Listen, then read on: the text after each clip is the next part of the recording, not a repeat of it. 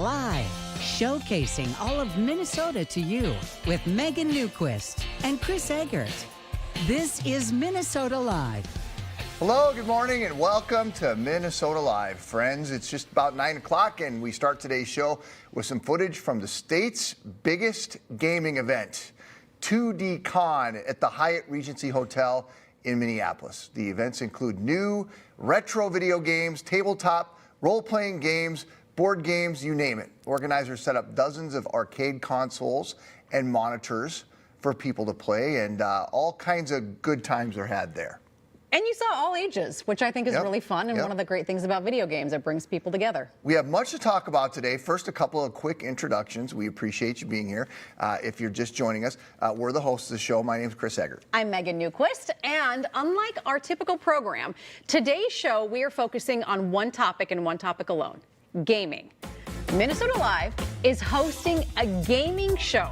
We're talking video games. We're talking board games, and our producers even crafted a Minnesota-themed game just for you and I to play, my friend. And I see we spent big bucks on a new graphics package just for this, too. I'm a little nervous because they're going to test the knowledge that we have about the state and the show. How well we're able to retain the information, I guess. Yeah, well, that'll be interesting. We'll see. I'm not so much worried about the information about the state. I'm worried about the format of the game. I'm not really sure I'm going to understand how that works. Well, you're going to find out in just a bit. All right. Well, if Find it's out terrible, it'll be entertaining for you at home. Terrible TV, but plus, we're going to check in watch. with the team behind a trading card game created by two Minnesota brothers. But we want to start this gaming show with the games that the kids are playing right now, and of course that's video games. Whether they play them on a handheld device like a Nintendo Switch or a phone, TV, or computer screen, our kids are getting a lot of screen time these days. So research has shown that an abundance of screen time can negatively impact kids' social development and ability to manage real relationships. But a 2022 study published in the Journal of the American Medical Association found that video games can actually have a positive effect on children, including better performance on cognitive skills tests. So we're going to be talking kind of the good, the bad, and the ugly here when it comes to video games today. Dr. Joshua Stein is a child and adolescent psychiatrist and clinical director for Prairie Care. He's here to break down the guidelines and what parents and grandparents need to know. Doctor, nice to have you with us. Thank you so much for having me. Let's start with the question of video games, right? I mean, all you have to do is think about COVID, and kids are getting more and more screen time today than ever before. Absolutely. Good or bad, what does research show? Big question, I know. I think overarchingly, too much screen time is not a great thing for the developing brain. What we're seeing is that it went from 2, 3, 4 hours, and we're starting to see really this cutoff, 4 or 5 hours seems to be too much. Okay. And I still, this is remarkable to me when my kids are 19 and 17 at this point. But I remember when our 19-year-old was born, it was like, you can't put that kid up in front of that screen for more than 10 minutes and his eyes will fall out. I mean, whatever it was this terrible like screen time. And it's clearly evolved over the years that we become more acceptable as a society about how much screen time is okay. Well, and absolutely, and we use screens in such a different way. We use them to teach, we use them to engage, we use them to be social. And there's so many positive qualities to it. I sometimes joke that we live in this craft beer era, right? You can find the perfect beer for you that's made 3 blocks from your house. And really, screens and gaming and connection, we can find that now too. You can be like, I like this sort of manga, this sort of anime, this sort of rhythm video game, and go find a population that shares that with you. So we're much less homogenous. We're really diverse in that way, which is exciting. On the other hand, you can really get pulled into things. You can be exposed to things. And for parents, it's really hard to know exactly what your child's doing. Well, we often talk about the video games. Like when I grew up, I was in the Super Mario Brothers era, right? Sure. My brother and I would sit and play the game together. Today, the video games are so different for kids, and I have a 13-year-old who will sometimes be in the basement playing video games with a dozen of his buddies all at the same time playing the same game, wearing headsets.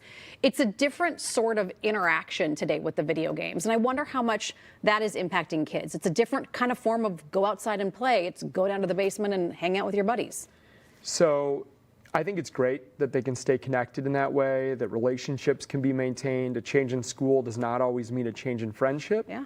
But one thing we're really worried about is too much time living virtually can avoid some of those really necessary developmental skills of living in real time, of facing challenges, of building endurance, of being athletic, and of growing up that we kind of need to have.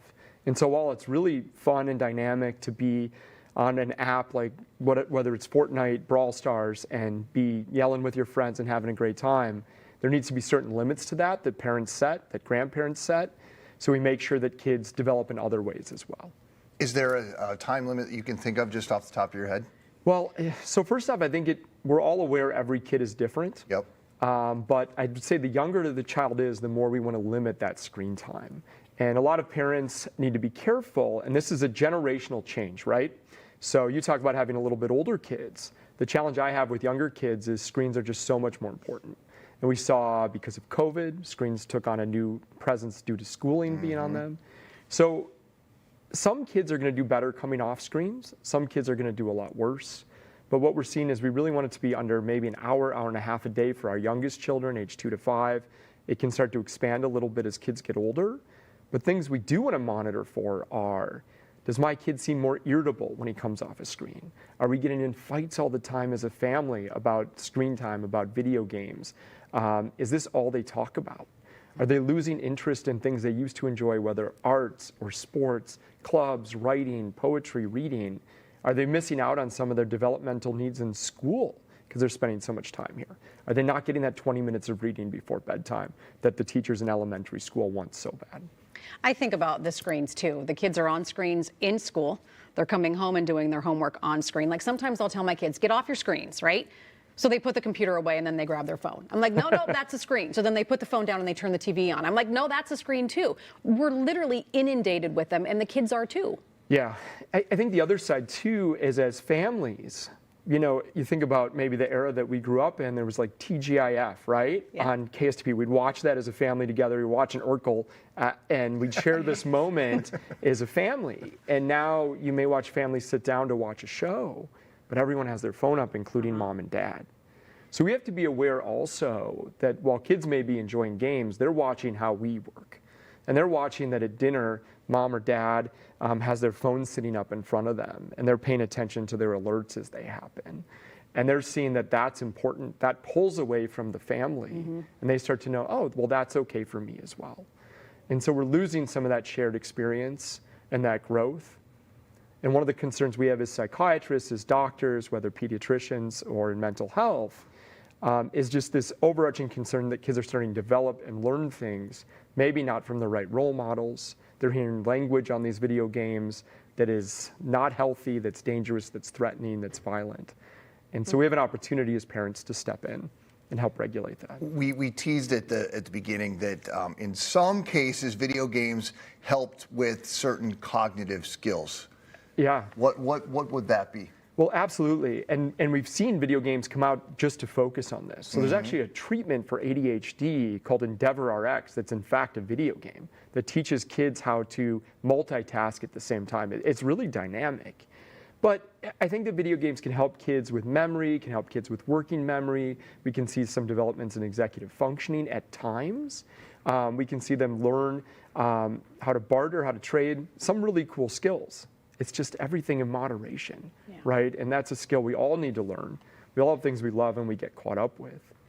But especially with some of our neurodiverse kids, and when we use that term, at times we're referencing the autism spectrum disorder, ADHD, other executive functioning skills, they may not have the ability intrinsically to shut it down.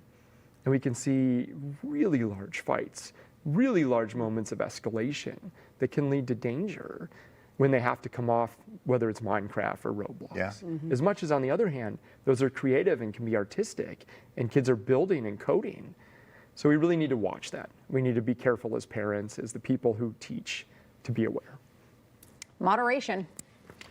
Seems like that's the key, right, to life with everything, just about. Yeah, that hangs around. Yeah. Moderation, communication. Yeah, awesome. That's perfect. Dr. Stein, thank you. Yeah, Thank you nice to so meet much Thank for you. having me Nice. today.